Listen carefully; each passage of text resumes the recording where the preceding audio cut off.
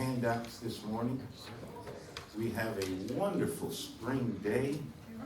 Here we are on May 3rd, 2021, and it's getting to be May outside. I love the month of May. It's May 2nd. Did I say 3rd? Yeah, May It 2nd. is May 2nd. I'm actually looking forward to Monday the 3rd because I got a lot of good stuff happening, so forgive me. It is May 2nd. Getting ahead of myself. I'm excited.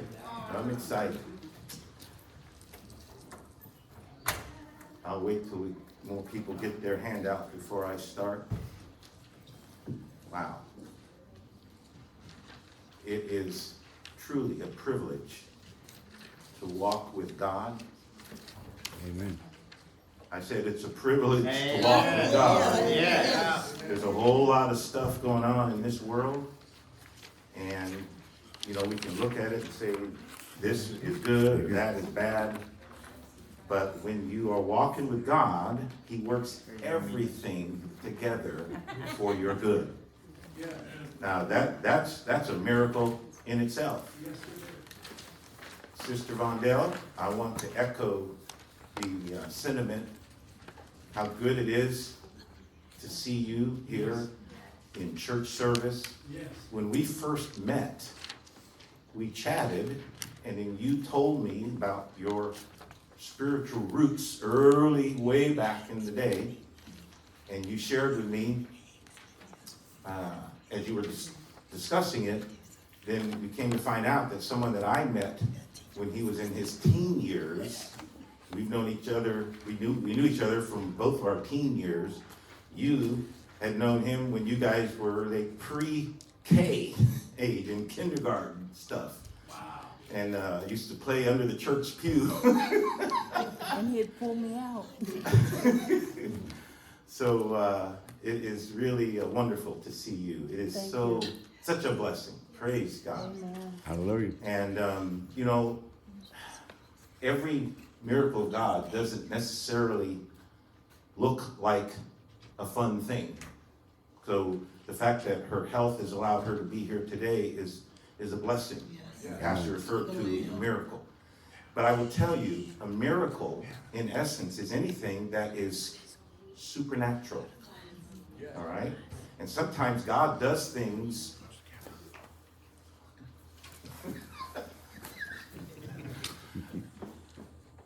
This broadcast is popular. Kids just want to walk in front of it.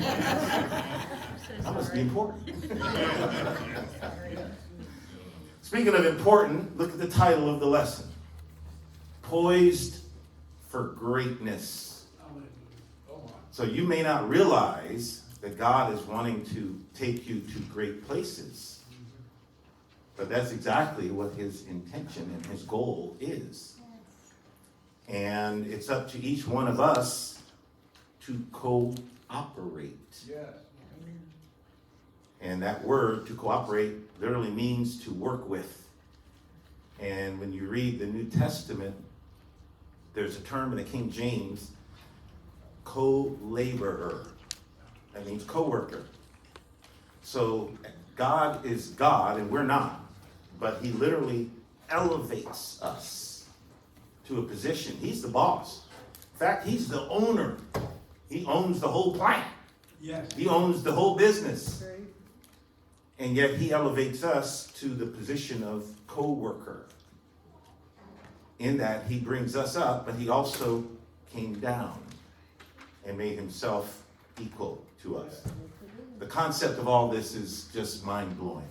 But let's get into our lesson. So I'm talking about this morning, the concept that we actually used this some years ago, and this was part 4. This was a part of a series, but this really applies today and every day. So the section that we begin with, I titled it, The Problem and the Solution. Anybody ever had a problem? Every day. Aren't you happy with a solution that comes along to the problem? Come on. Isaiah, a very famous verse, chapter 53, and verse number 6. The prophet wrote this: all we, that's us, all of us, like sheep have gone astray. We have turned everyone to his own way. That's the problem. Okay? Second part says, and the Lord hath laid on him the iniquity of us all. The him here is the Lord Jesus. And the second part here is the solution. So on your page, it's a universal problem. That means that every last one of us experiences this problem. There are no exceptions. If you're a human being, it's your problem. Deal with it. Except you can't fix it by yourself. You need some help.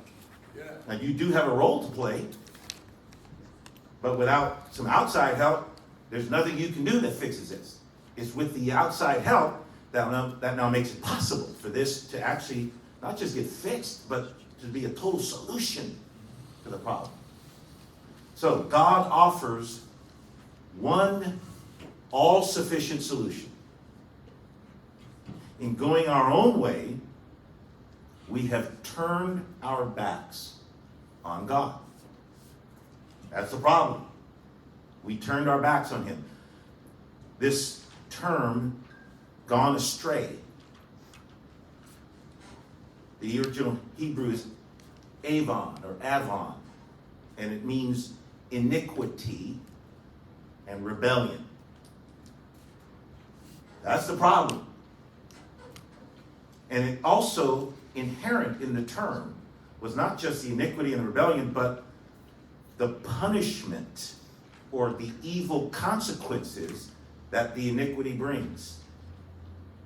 So in that one word, in the Hebrew mind, when they saw that word, the mindset, the meaning to them, what it meant to them was, okay, there's the evil here, but it's also the punishment that comes from committing that evil. I'd say that's a problem. So there are certain crimes that will bring, a slap on the wrist, maybe some community service or some probation time. But then there's crimes in the legal system that if you are convicted, you now do time. You're in prison. And then there's crimes where they're not just going to imprison you, but you gonna die.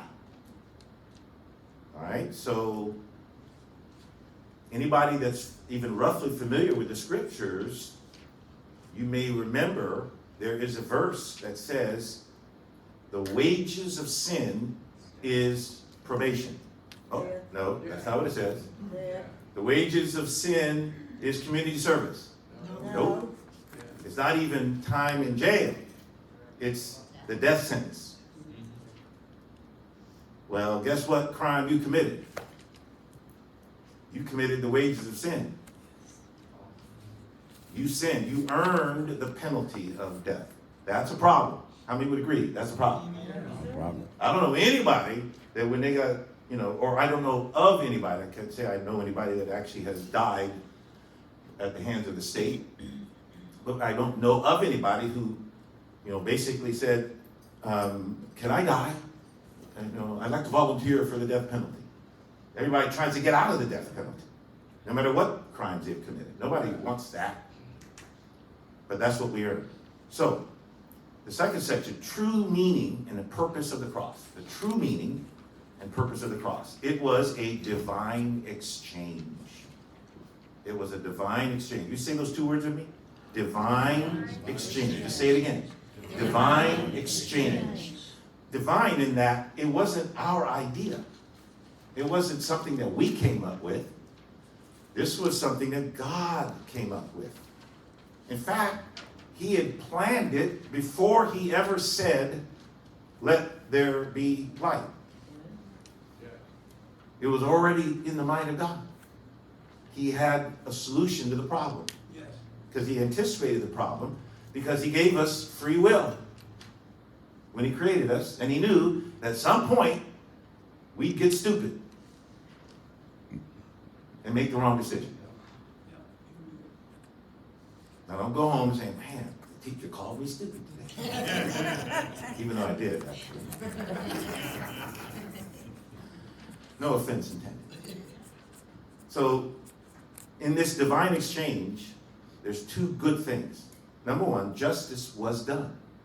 So when a criminal gets off, well, wait a minute, what about those who were violated by this criminal? Where's their justice? So the wages of sin is death. So somebody had to die. But justice got done at the cross. The penalty was paid. But secondly, God offers us all, every one of us, the good that was due to the sinless obedience of Jesus. So just as the word Avon meant not only the iniquity and the rebellion plus the punishment or the evil consequences, but when the solution came along, justice was done, the penalty got paid, and we become eligible now for the good that was now flowing out from the sinless obedience of Jesus. That's a double win. Much better than a double loss. Let's look at Leviticus chapter 16 and verse number 22. This passage alludes to something that is in our vernacular even to this day. So Leviticus 16 and verse 22 refers to the goat shall bear upon him all their iniquities unto a land not inhabited, and he shall let go the goat in the wilderness. Anybody ever heard of the term scapegoat? Yes. So a scapegoat, as we use the phrase, applies to a person who ends up getting punished for the crime or sin of somebody else. This comes from the practice of the Hebrews that God gave them. It was something that he gave them for symbolism every year, that a particular goat would be selected, and it was as if the sins of the people were now placed on this goat. And there's a whole discussion about exactly how they were to handle this. Well, on your page, Jesus became our scapegoat. He has already endured on our behalf all of the just punishment due to our iniquities. And notice, the punishment is just. This wasn't an unfair punishment. This was the law, and it was a just law.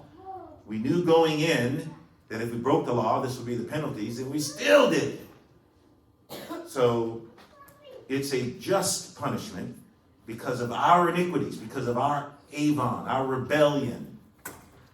The benefits are not automatic, though. It's not automatic. But they are received solely by faith in the finished work of Calvary. Now, I was here for the announcement, and I know that there are 3 individuals to be baptized today. That's exciting. And what this represents is 3 individuals who are choosing to let the blood of Calvary cover their sins. They are choosing to let the scapegoat and the penalty paid by that scapegoat now work on their behalf. So the punishment for sin was taken by Christ on the cross at Calvary for the sins of the world, the whole world. Everybody is eligible. but only a fraction raise their hand and say, yes, I'd like that. Sign me up. You're not forced. But there's a choice. So it's exciting to know that there are 3 folks that have made that choice. But recognize, if you don't make that choice, you don't benefit. You don't get baptized because you need a bath. I hope not. If so, then I don't want to be the second or third person that's getting baptized. Come on now. This is not about washing your body. It's about washing your soul of the sin stains that are there because of sin. Hallelujah. Amen. Anybody been baptized in Jesus' name? Amen. Hallelujah. So now the finished work of Calvary is covering your sins. That's exciting. Next section we title, It is Finished. Romans chapter 8. We're going to look at the King James. And when I first taught this lesson, there was no Passion Translation. But we're going to look at the TPT today as well. But let's look at Romans chapter 8 and verse number 14. The King James says, For as many as are led by the Spirit of God, they are the sons of God. Again, for as many as are led by the Spirit of God, they are the sons of God. And of course, in the King James, they used sons, and it was applying to all children. So if you are of the feminine gender, this doesn't mean that you are excluded. You are included. Hallelujah. So Romans chapter, you know what? Let me say that. It's Romans 8:17 that we're going to do TPT for. Forgive me. What I want to point out from Romans chapter 8, verse 14, is that this verse, as many as are led by the Spirit of God, they are the sons of God. This is, the wording used here is what's called the continuing present tense. The continuing present tense. Now, all you English scholars, pay attention. What it's saying is, and it's a quote on your page, as many as are continually led by the Spirit of God. If I say continually, this is meaning it's not just a one-time occurrence. This is ongoing. Ongoing. To be Spirit-led is not a single, once-for-all experience. It is a lifestyle. So in order to get baptized, you have to be prompted by the Spirit. Something has to cause you to say, I need that. I want that. Yes. Can we do that? Like yesterday, Pastor made him wait till Sunday to get baptized. How mean is that? Yeah.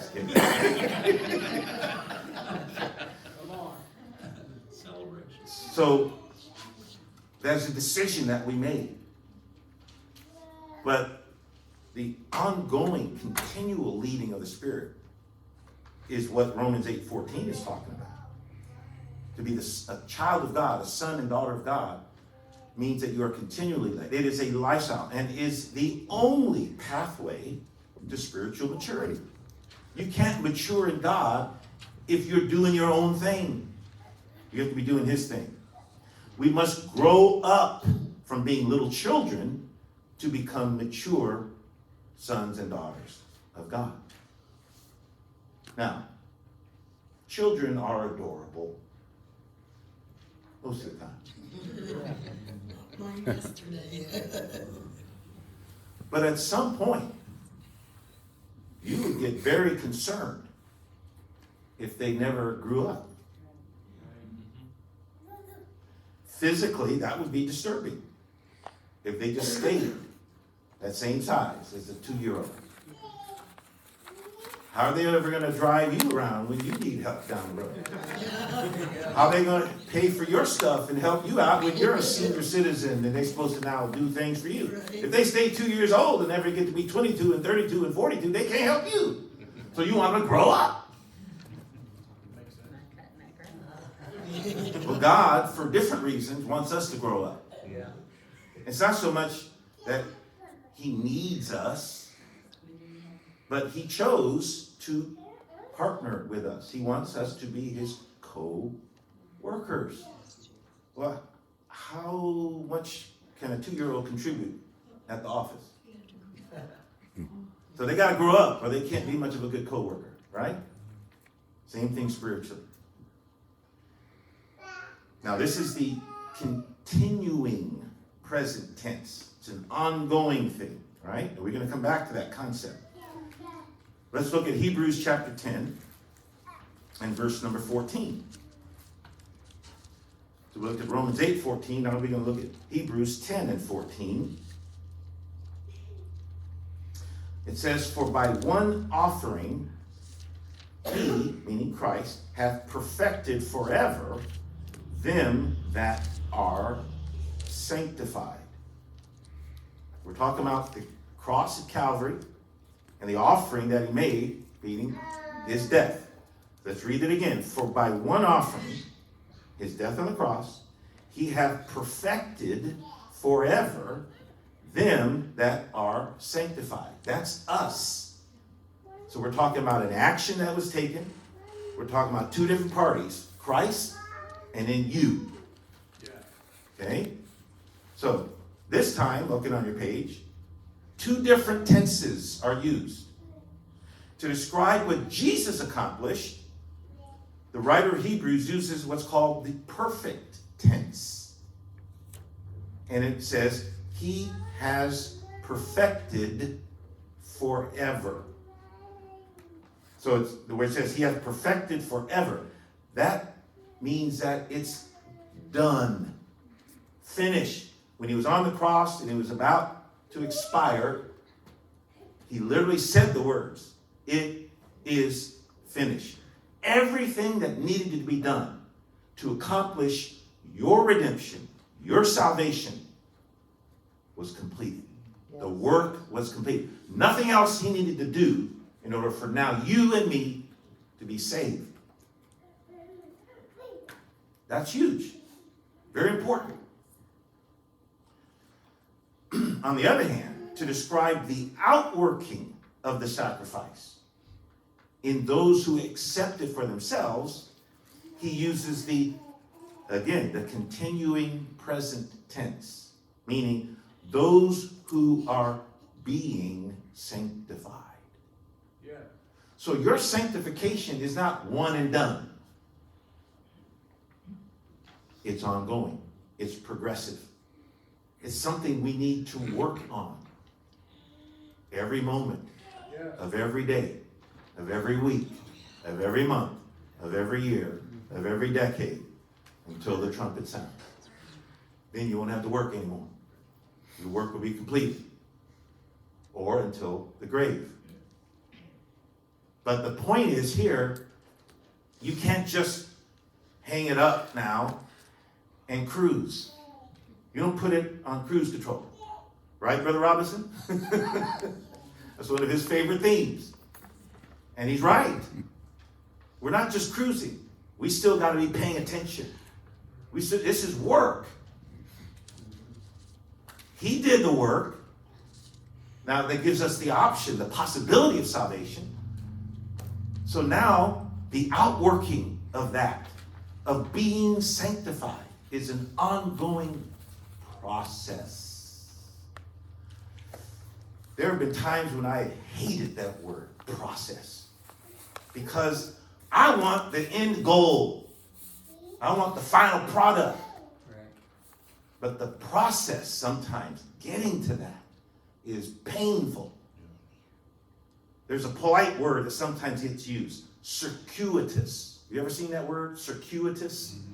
Like means you got a lot of places to go before you get there. It's not just a straight shot. There's a whole lot of detours. And you know what? Most of the detours are my own stupid fault. So how can I complain? Even though I do complain. Lord, forgive me. Am I the only idiot in this room? No. Okay, thank you. I appreciate that. Because I'll tell you, sometimes I am the total, like, man, oh, wait. She said it. That was a little too vigorous. But that was my wife that said amen. She didn't hesitate. Oh. I wish I could say she was lying, but she ain't. She's telling the truth. Man, Pastor, I need some help. All right, Romans chapter 8, verse 17. We're going to look at the King James and we're going to look at the TPT. Romans 8 and verse 17. And if children, I am a child of God, then heirs, H-E-I-R-S. That doesn't mean you're putting on heirs, A-I-R-S. You're not just pretending. It means that you're going to inherit something. You're an heir. Heirs of God. Who? Hey, he's rich. And joint heirs with Christ.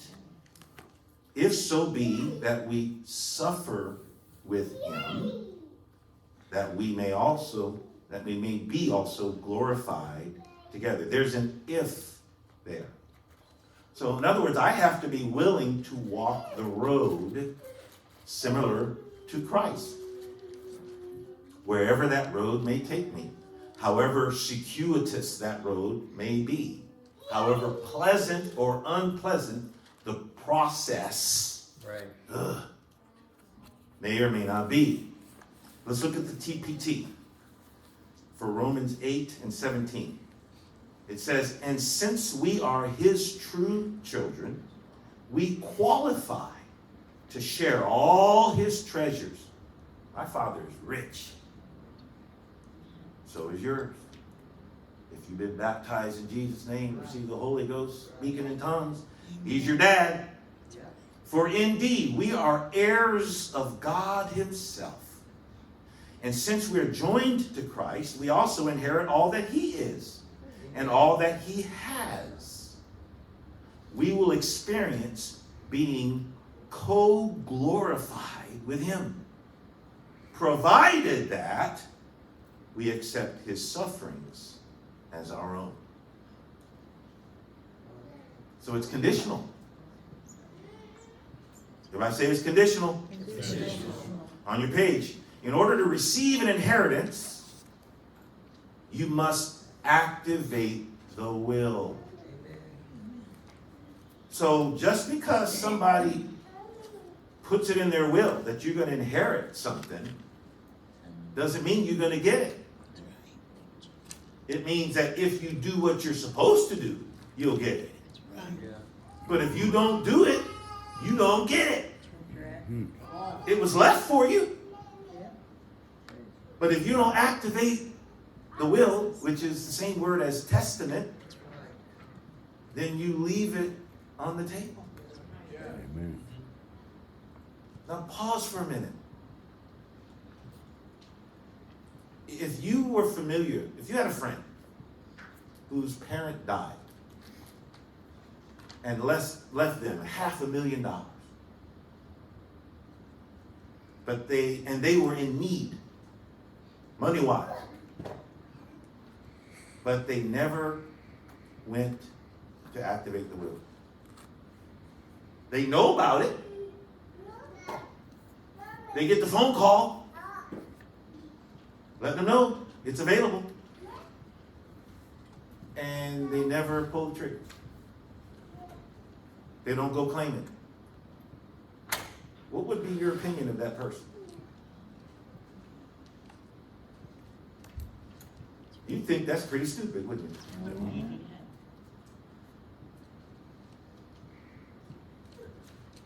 Take this now, this concept, and apply it to us in the world. Until I actually activated the will, I was pretty stupid. I know some very intelligent people who've chosen not to activate the will. They're leaving it on the table. And they're in great need spiritually. And they're leaving it on the table. So one way of putting it to all of us, to admonish each of us, would be, hey, don't be stupid. Now, I don't advise you say that to your family and friends who haven't activated it yet, unless you have a certain kind of relationship with them where they can receive that. But the truth is, to leave it on the table is beyond stupid. Because this isn't just about money to make your life on earth better. This is about eternity. And yet, so many in the world are leaving it on the table. Don't be one of those. Pray for those that you care about that are being stupid. You can't make them do it because it'll be something that they want. But we can pray on their behalf. God, give them a want to. Help them to see. Sometimes it's just because you're blinded. That's a terminology that really fits. You can't really see the truth for all kinds of different reasons. There's a lot of different reasons why people don't get it. They don't see it. But whatever the reason, if they don't get it and see it and claim their inheritance, they leave it on the table. You talk about costly mistakes. There are no more costlier mistakes than that. That is the most costly mistake any of us could ever make. Ever. But it's made all the time. This concept is not new. Let's look at book of Joshua, chapter 1. Verses 1 and 2.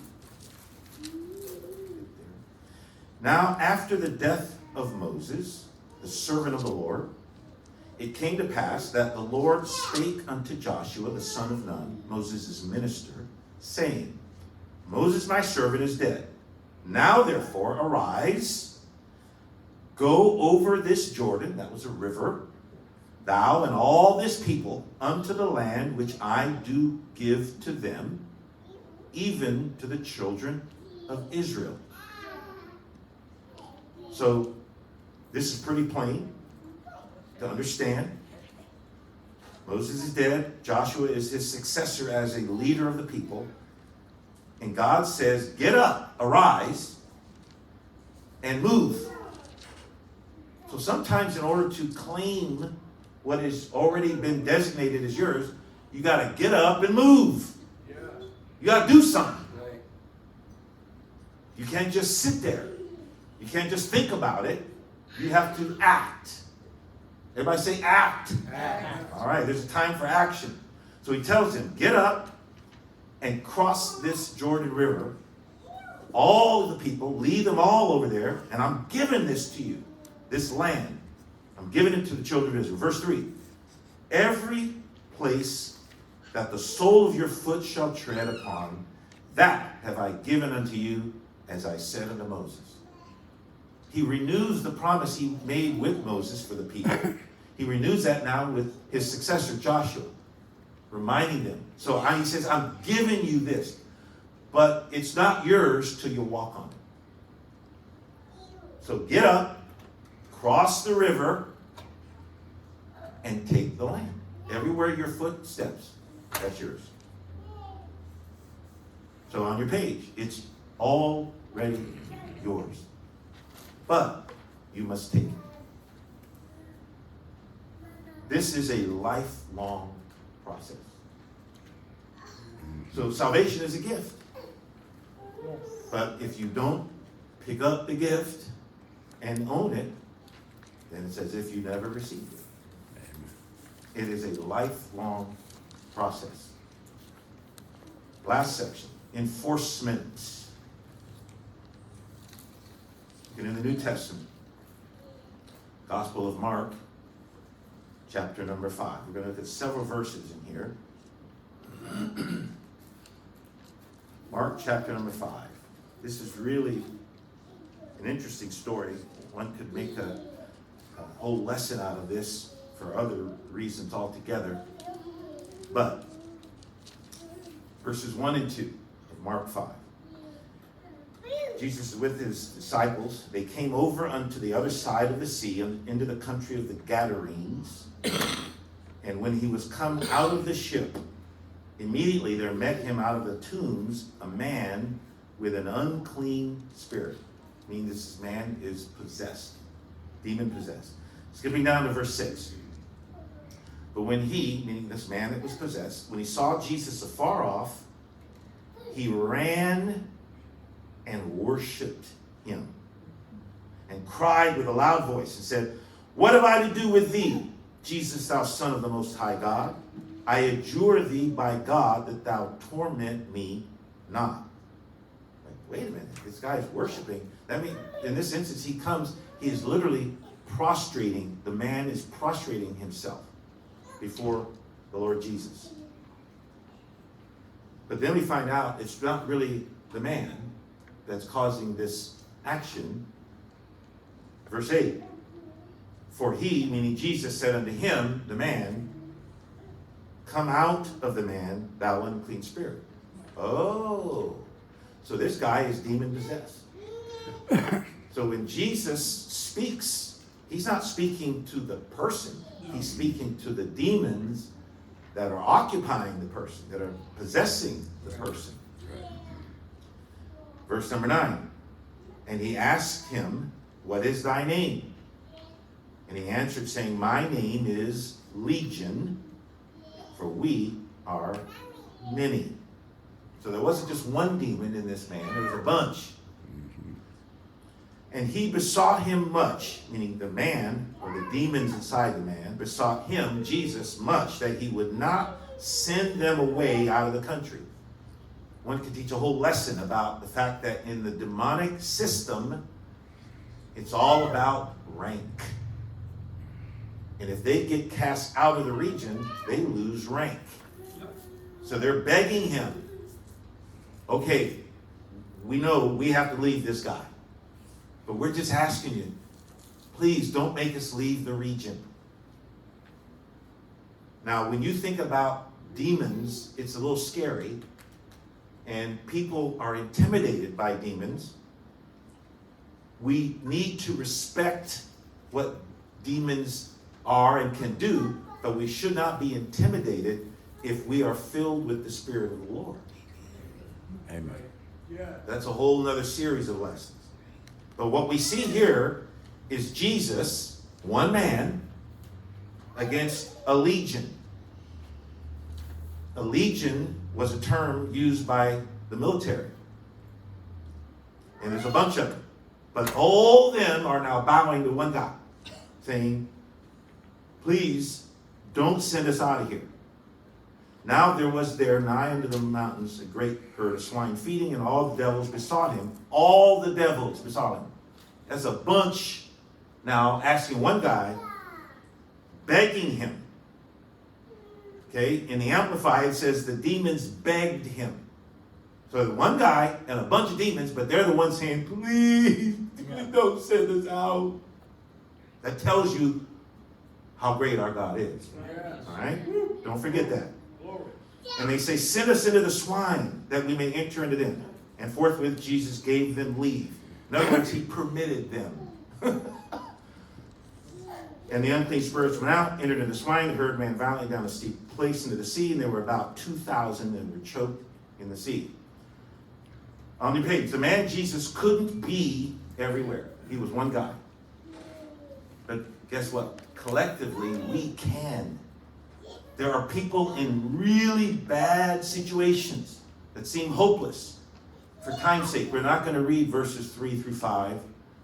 But this guy was in a bad shape by these demons. There are lots of people in bad shape. We are Jesus in the world. But after Jesus, this guy went from hopeless to being a triumphant witness. Let's read quickly verses 18 through 20. When he was come into the ship, he that had been possessed with the devil prayed him that he might be with him. This guy that was demonic possessed and then out of his mind literally now wants to accompany Jesus. Verse 19, howbeit Jesus suffered him not, meaning not permit him to do that, but saith unto him, go home to thy friends and tell them how great things the Lord hath done for thee, and hath had compassion on thee. And in verse 20, he does that. He departs, began to publish in Decapolis how great things Jesus had done for him. And all men did marvel. Why did they marvel? Because they knew him before he was demon possessed. They knew him after and while he was demon possessed. And now they're saying, who are you? And what did you do with my buddy Joe? So all men were marveling and giving glory now to God. So he went to from being hopeless to being a triumphant witness. There are tools that are in 4 categories of prayer. The tools that we now can use. We pray to, that means we praise and worship God. Praise and worship are different. Again, that's a whole lesson or series of lessons. We pray for, meaning we petition for people and for situations. We pray against demonic efforts and pray against our own carnal nature. Somebody say, help me, Lord. Help me, Lord. And don't forget this last part. Listen. God is broadcasting. He's always talking. We need to tune in to his frequency in order to be led by his Spirit. Everybody stand. Lord, help us. First of all, we want to be led by your Spirit. Yes, Lord. Help us then, Lord, to follow the steps that you've given us, Lord. And help us, God, to truly be led by your Spirit so that we can be Christ in this world. Everybody say in Jesus' name? Jesus' name. Amen. God bless you.